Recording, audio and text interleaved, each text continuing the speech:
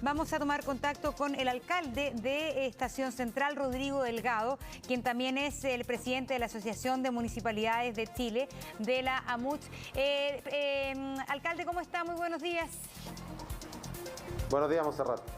A ver, yo creo que hay entre rumores, fake news, distintas peticiones también explícitas respecto a una cuarentena mucho más estricta y incluso que se la llama de hibernación. Hoy día los alcaldes están pidiendo eso, ¿no? A ver, Montserrat, lo primero que hay que reflexionar es que si estamos llegando a este punto de la discusión, justamente lo que tú haces alusión con respecto a desde fake news hasta solicitudes muy concretas de parte, por ejemplo, de espacio público, es porque efectivamente la cuarentena que se interpretó, que interpretamos millones de chilenos, no es la cuarentena que se necesitaba justamente para poder abordar la situación tan grave como es la pandemia, ¿cierto?, que ha llegado sobre todo a la región metropolitana. Vale decir, a mi juicio, durante mucho tiempo, una buena parte, lamentablemente, de la sociedad nos hicimos trampa en el solitario con respecto a la cuarentena. Porque cuando estamos en presencia de lo mismo que yo dije hace un par de días, ¿cierto?, de empresas que cada vez más se conocen, ¿cierto?, que mantenían el RUT pero cambiaban o falseaban su rubro para obligar a trabajadores a circular por la ciudad. Cuando estamos en presencia de las personas que lamentablemente siguen carreteando en la noche, que siguen haciendo fiestas. No me estoy refiriendo, Montserrat, a aquellas personas que por necesidades y por situación de hacinamiento, de pobreza crítica, ¿cierto?, de muchas veces también de condicionantes sociales, lamentablemente no pueden hacer su cuarentena efectivamente. Me estoy refiriendo al segmento de las personas que pudiendo hacer una cuarentena no cumplen las condiciones. Entonces nos hicimos trampa en el solitario y yo creo que estamos pagando las consecuencias de eso.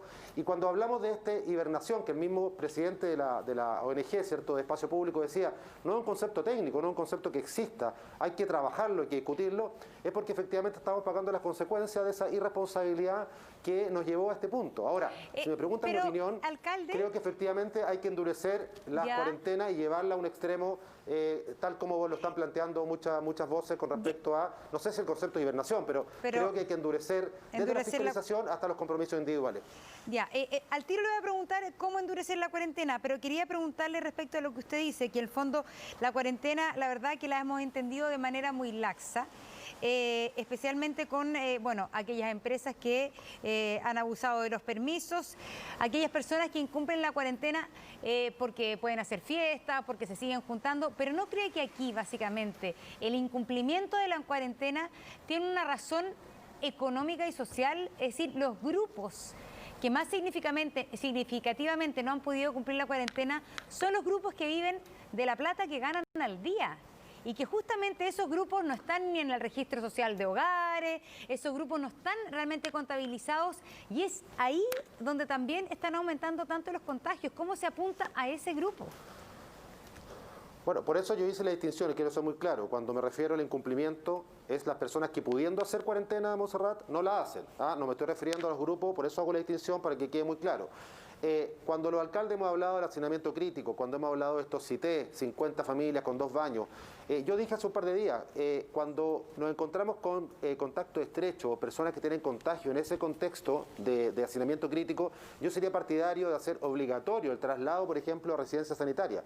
Nosotros en la Comuna de Estación Central identificamos más de 300 propiedades de hacinamiento crítico, que son estos mal llamados CITE, en donde nosotros intervenimos con el dueño, con el liderazgo comunitario y le hemos estado proveyendo alimentos, insumos para que no salgan, porque el comercio ambulante, por ejemplo, está relacionado con ese tipo de propiedades. Entonces, si vamos a hacer una cuarentena mucho más estricta, una hibernación, hay que hacer acupuntura en esos lugares, hay que entregarle a esas personas, obviamente, los beneficios para que esas personas puedan hacer una hibernación efectiva y las residencias sanitarias tienen que ser una muy buena alternativa obligatoria para aquellos contactos estrechos, personas que tengan cierto contagio, sin síntomas graves, por cierto, y que se vayan a esa residencia sanitaria, pero yo no le puedo pedir por favor que se vayan. Yo creo que llegó el momento de decirle y exigirle que tienen que irse.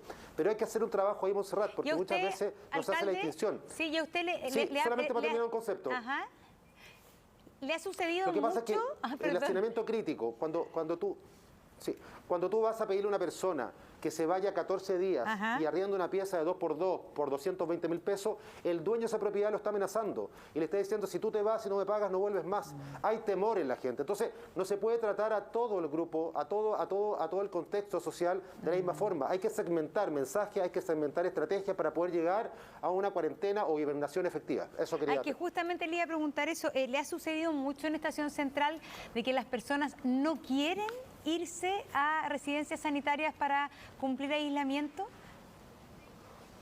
Hay un segmento de la población que me pide, por favor, alcalde, consígame una residencia sanitaria. Y eso es muy rápido. Cuando la persona quiere, por supuesto, es muy rápido. Pero cuando hemos detectado en propiedades de hacinamiento crítico, en los CITES, ¿cierto?, que hay contagio, que hay contacto estrecho, estamos con nuestros equipos yendo y las personas no quieren irse porque tienen miedo a que a la vuelta no tengan esa pieza. Porque hay un abuso en ese arriendo que hemos denunciado muchas veces. Y el dueño de la propiedad y el administrador de la propiedad le están diciendo, usted no se mueve acá porque usted tiene que pagarme, usted me debe 2 meses, si se va, yo la voy a perseguir. Hay amenazas. Entonces estamos trabajando ahí. Entonces, cuando yo digo, cuando nosotros decimos hibernar o cuando hablamos de cuarentenas, poca gente ha hecho la bajada real, concreta, a los conceptos de lo que está pasando ahí. Tenemos que solucionar esos pequeños problemas y los municipios somos quienes conocemos esos detalles. Por lo tanto, en toda esta discusión creo que es muy importante tener la voz de los municipios. Yo estoy por endurecer las cuarentenas, pero hay que obviamente tener una mano también amiga, una mano solidaria con aquellos grupos y segmentos que lo están pasando mal y que son realidades ocultas, que muchas veces no se conocen en los medios de comunicación, que no se conocen obviamente a nivel masivo, y hay que trabajarlo con una especie de acupuntura social de una intervención muy concreta. ¿Qué significaría endurecer la cuarentena? ¿Cuáles son las medidas concretas que implicarían una cuarentena más dura? Lo primero, dejar solo funcionando las empresas que son realmente esenciales. Ya hubo un cambio el lunes con respecto, ¿cierto?, a lo que denunciamos, el tema de los RUT. Ya hoy día se están cruzando el RUT de la empresa con el rubro. O sea, va a decir la empresa muy difícil que haga trampa, como lo estaba haciendo lamentablemente en los últimos meses. Entonces, dejar solamente aquellas empresas que son realmente esenciales. Telecomunicaciones, agua, luz, bueno, servicios muy esenciales. El resto no deberían funcionar. Y incluso el transporte público también se debiese reducir al mínimo y las empresas que funcionen debiesen proveer a los trabajadores de transporte lo más cercano a sus hogares, cosa de que el transporte público también baje, ojalá, al mínimo. O sea, cuando estamos hablando de un concepto de hibernar, o una cuarentena dura, tiene que ser una cuarentena sin letra chica. Y por eso yo digo, lamentablemente nos hicimos trampa en el solitario por mucho tiempo. Nos hicimos todos como sociedad, aquí no estoy culpando a un grupo u otro.